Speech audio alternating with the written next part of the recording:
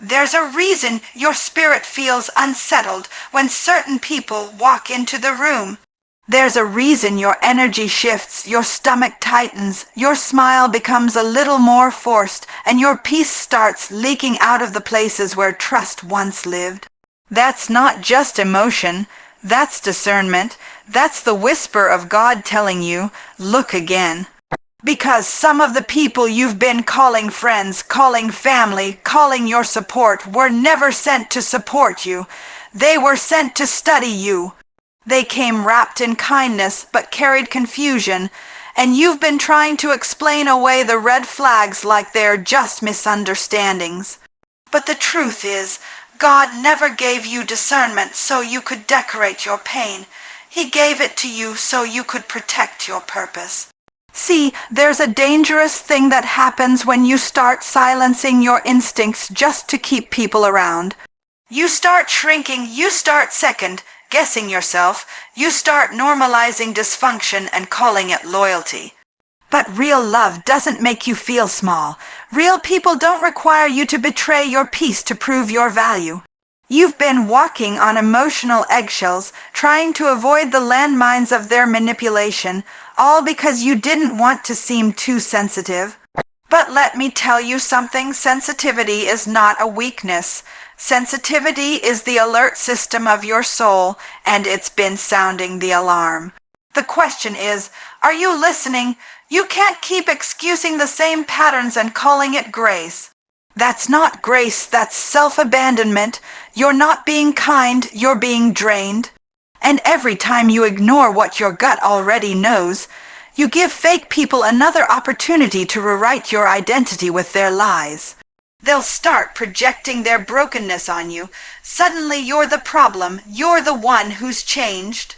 But no, what changed was your awareness. What changed was your tolerance for being mishandled. And that shift, that awakening, that realization, that's divine.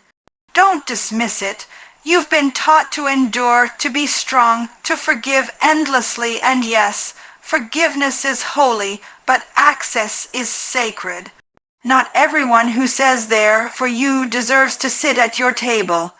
Some people only show up with empty hands and full expectations. They take your love, your time, your energy, and leave you with guilt when you finally try to say no. That's not friendship. That's control, and some of you have been in silent contracts with fake people, contracts where you give and they take. Contracts where you suffer silently just to keep the peace that was never really there to begin with. And let's talk about the cost, because yes, there is a cost to pretending not to know. There is a cost to staying connected to what God is trying to detach you from.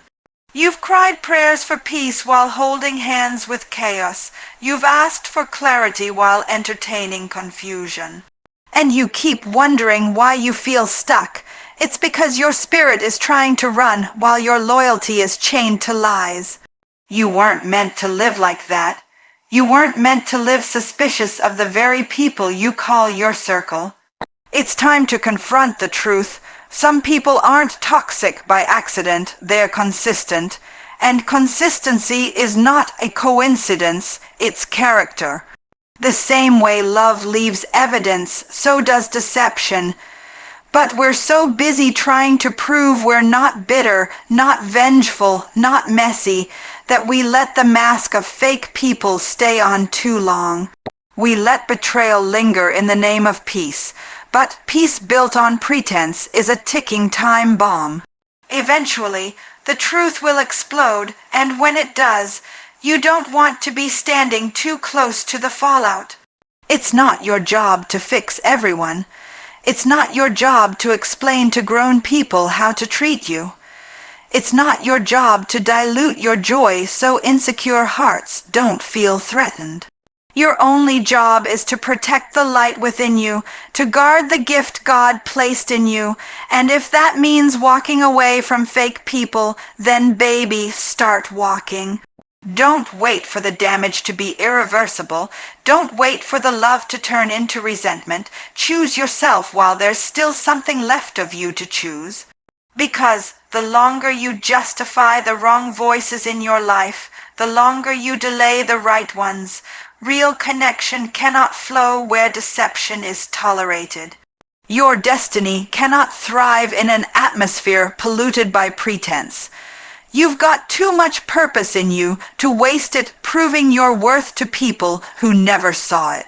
Let them think what they want.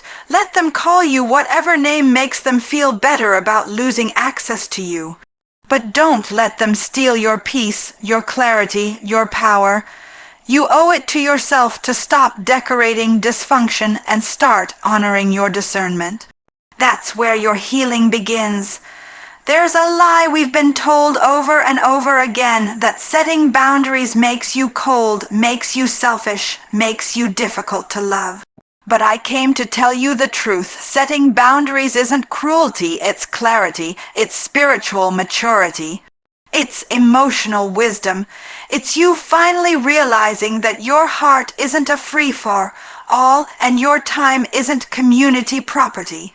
You are not wrong for protecting what you've prayed to grow. See, we've been conditioned to believe that love means access. That if you care for someone, you have to let them call you anytime, dump their pain on you, speak to you however they feel, and walk in and out of your life whenever it's convenient for them. But what if I told you that the healthiest kind of love comes with structure, that you can forgive someone and still not allow them back into the sacred space of your peace? That you can be kind and still say, no, this doesn't serve me anymore. We confuse self-neglect with humility far too often. You're not humble because you tolerate disrespect. You're not spiritual because you endure emotional manipulation. And you are certainly not loyal just because you stay in environments that leave you empty. You've been calling it grace, but baby, it's been grief in disguise. Every time you say yes out of guilt, every time you tolerate what you know is breaking you, you betray the healed version of yourself that's been trying to emerge. You shrink, you settle, you sacrifice not from love but from fear. Fear that if you finally say enough, they'll leave. But sometimes their leaving is the very healing you've been praying for. There's a difference between loving people and allowing yourself to be drained by them. There's a difference between showing compassion and being a cushion for someone else's chaos. And just because someone is hurting doesn't mean they have the right to hurt you. You've become the emotional sponge in everyone's life, absorbing their pain, wiping up their messes, carrying their guilt. But when was the last time someone checked in on you? When was the last time someone asked how you're doing without needing something in return? You've got to stop proving your worth by how much pain you can endure. You don't have to bleed to be seen. You don't have to break yourself just to keep someone else comfortable. That's not love, that's bondage dressed up as connection. And the truth is, some people only loved the version of you that didn't have boundaries. They were comfortable with you as long as you were convenient. But the moment you started healing, the moment you started choosing yourself, the moment you stopped being available on demand, that's when their tone changed. That's when the accusations came. You've changed, you're distant, you're not the same. But you know what? They're right, you have changed. You're not the same person who tolerated emotional acrobatics and called it love. You're not the same person who smiled while breaking inside, and thank God for that. Letting people walk all over you doesn't make you good. It makes you unavailable to the life God has for you. You can't be fully present in your purpose while constantly cleaning up the emotional wreckage of others. Your gift requires space to breathe, to bloom, to rise, and that space can't exist if it's always being filled with other people's expectations, projections, and agendas. So when you draw a line, when you say, this is how I need to be treated, this is what I can't allow anymore, you're not pushing people away, you're inviting in what's real. Don't let guilt make you a hostage. Don't let manipulation dress itself up as love. And don't let fear convince you that being alone is worse than being disrespected. Because solitude is better than pretending, peace is better than pretending. And a small circle of people who truly honor you is better than a crowd that only loves the version of you that serves them. You were not born to be a doormat for brokenness. You were not created to be the dumping ground for people who refuse to grow. And you are not mean for having boundaries. You are whole, and wholeness will always offend what wants to keep you fragmented. So if they walk away when you stop breaking yourself to keep them comfortable, let them. Because the version of you that's coming alive doesn't have time to babysit people who never planned to meet you where you're going. Everybody clapping ain't celebrating you. Some folks just like the sound of the applause because it covers up the sound of their envy.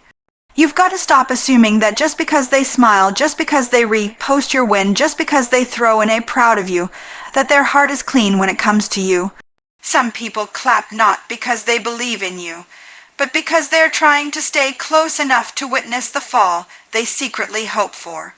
And if you don't learn to discern the difference between real support and silent sabotage, you'll keep entertaining people who are cheering from the sidelines with crossed fingers behind their backs.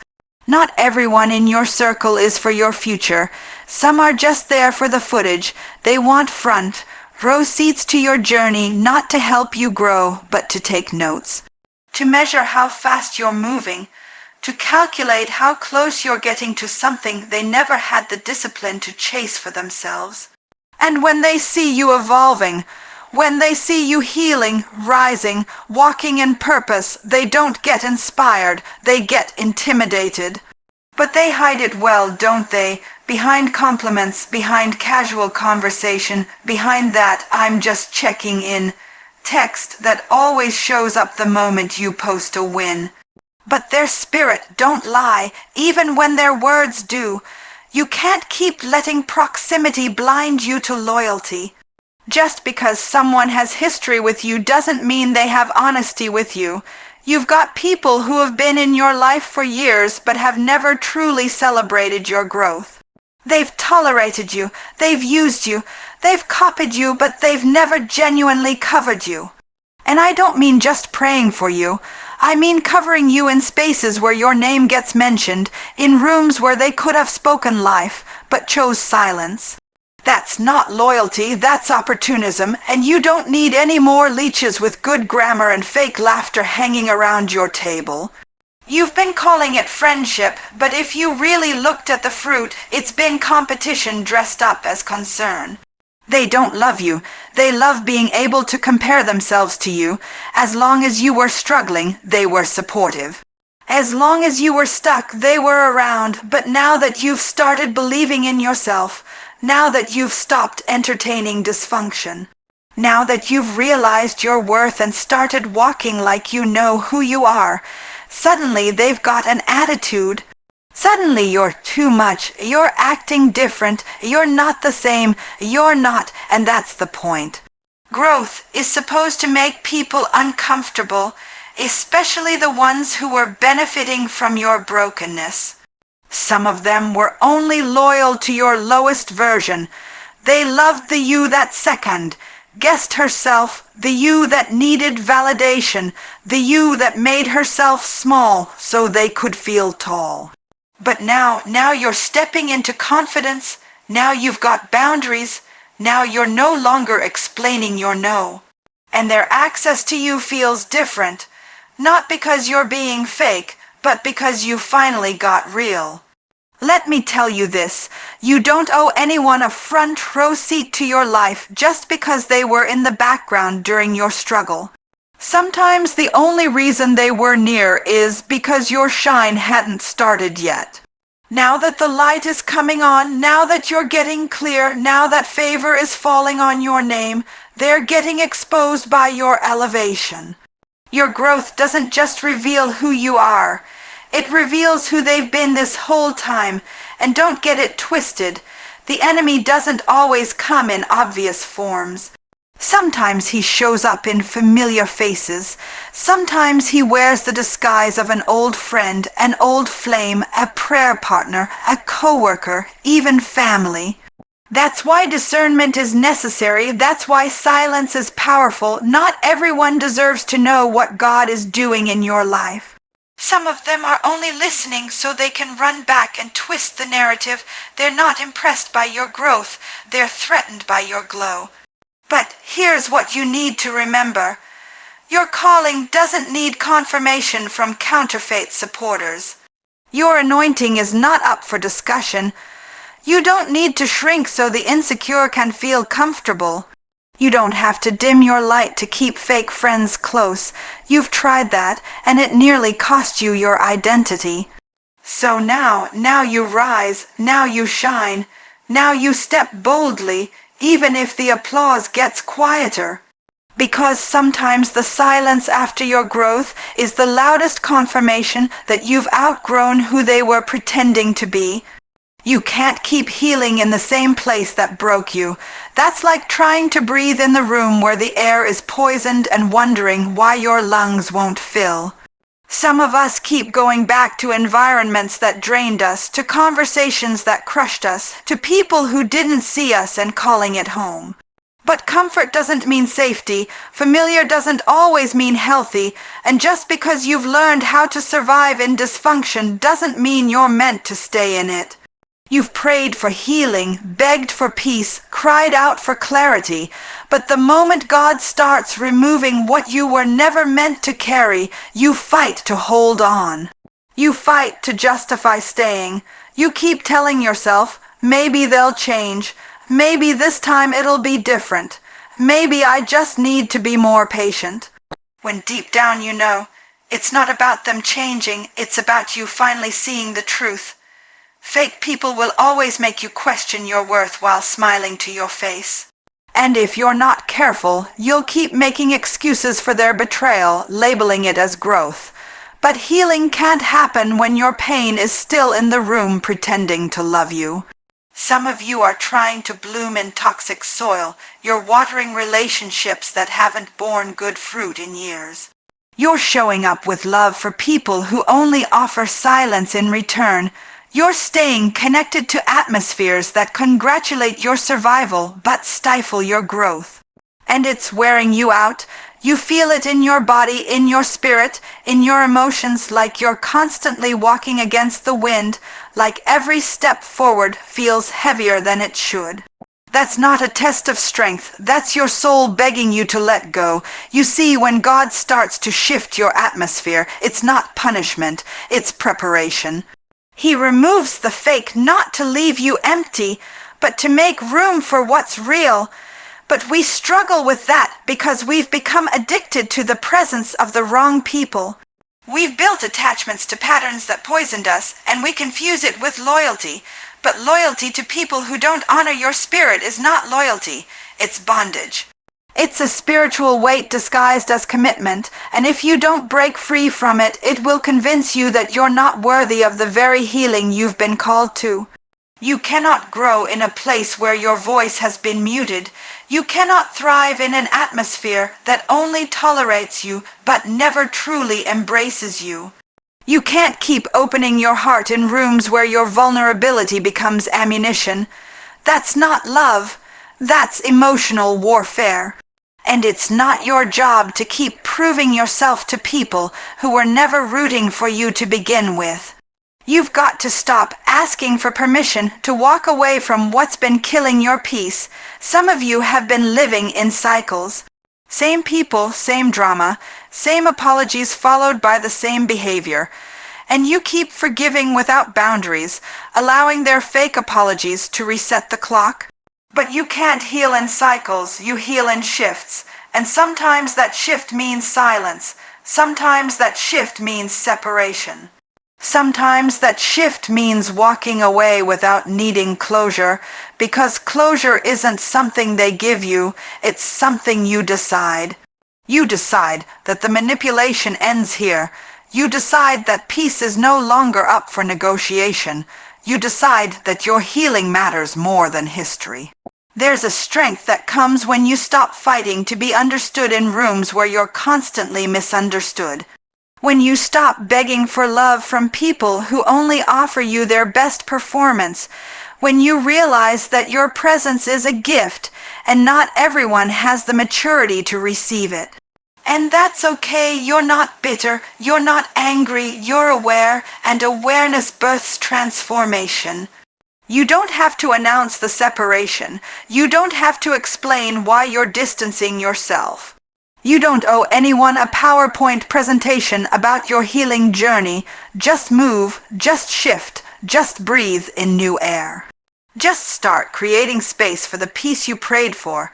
And trust, real love, real support, real connection doesn't come with confusion, anxiety, or emotional gymnastics. It comes with clarity, it comes with truth, it comes with rest, so stop apologizing for needing distance. Stop apologizing for saying no. Stop apologizing for choosing the atmosphere where your soul can breathe again.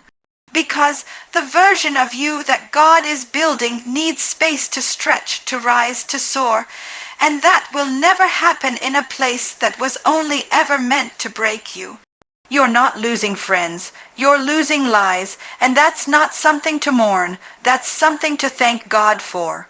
See, when truth starts rising inside of you, it pushes out everything that doesn't match your healing.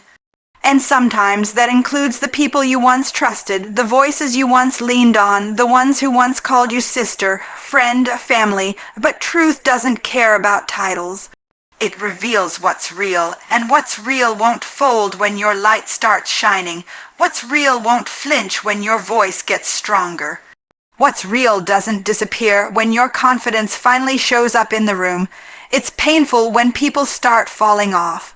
It's confusing when relationships you thought were lifelong begin to crack and crumble, but that's what happens when you grow. Growth doesn't just change what you do. It changes what you see. You start noticing things. You start feeling tension where there used to be peace. You start seeing patterns where there used to be praise. That's not your imagination, that's clarity. That's your spirit recognizing the difference between loyalty and convenience, because some of those connections were built on your brokenness. They loved the version of you that didn't have boundaries, the one who kept pouring even when your own cup was dry, the one who kept saying yes out of fear, the one who needed their approval just to breathe right. But now you're waking up. Now you're moving different. Now you're not so easy to access, not so quick to explain, not so desperate to be liked. And it's not because you're cold, it's because you're clear. Clarity will cost you company, but it'll give you peace. And peace is the kind of wealth that fake friendships could never afford, because fake people feed off confusion.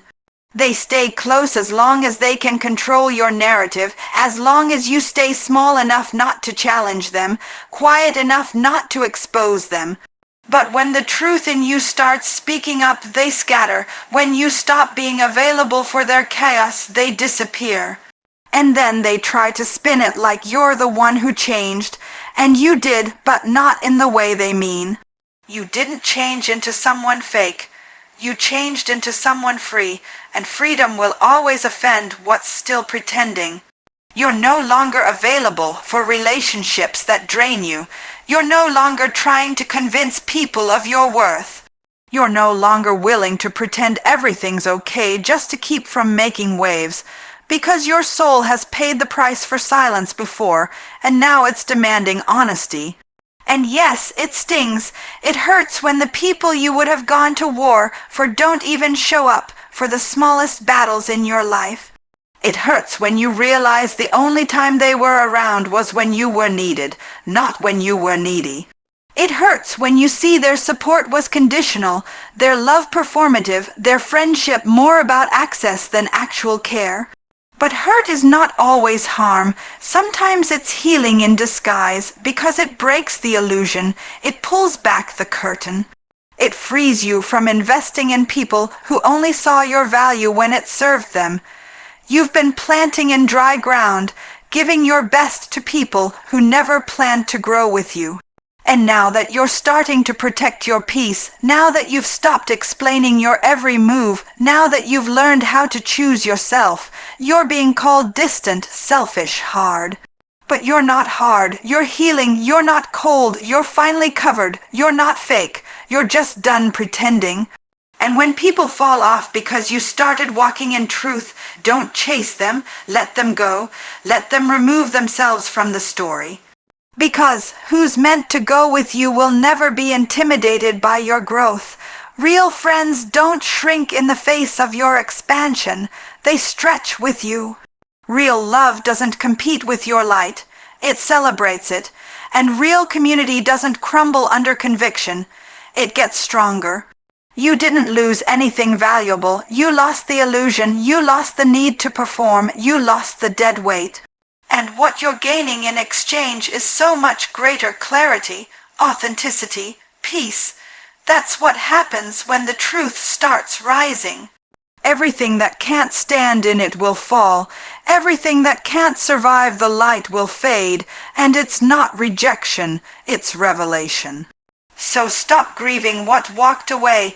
It was never real in the first place, and now you're free to make room for what is.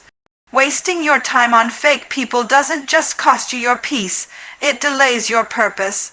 Every minute you spend explaining yourself to someone who's committed to misunderstanding you, every ounce of energy you pour into relationships that only drain you, every late night conversation trying to fix what was never real in the first place, that's time and energy you'll never get back, and not just time for rest, not just time for joy, but time that was meant for destiny.